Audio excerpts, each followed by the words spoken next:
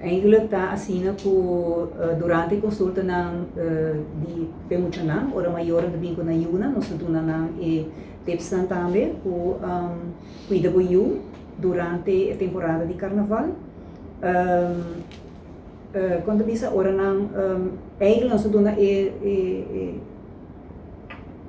quando bisa nós bisa maior nan pa sita preferível sita chiquito, se está entre 0 e 5 anos, preferível não ribe parada. E se você ribe mais grande, de 0 a 5 anos, cuidar é bom, proteger bom contra o solo, proteger seu ouvido. Isso é algo muito importante, se você perde parte do seu ouvido e não está recuperando seu bec. Zorpa para o também tem suficiente coisa de bebê, por água.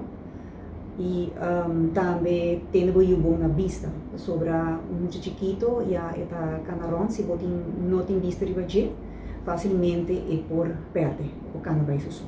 O de 5 anos é muito chiquito, é muito que não está acostumado com certa rotina, e tem que ter sua comida, tem que ter sua leite no tempo, e tem que dormir no tempo também. E se está assim, você sabe que foi sua rotina. Também é parte de ouvido. O muito chiquito não se testa o ouvido também. Na 8 kg, entre 4 e 7 dias de idade. E se assim, com muito perto o ouvido na chiquito acaba e não recuperar esse bec.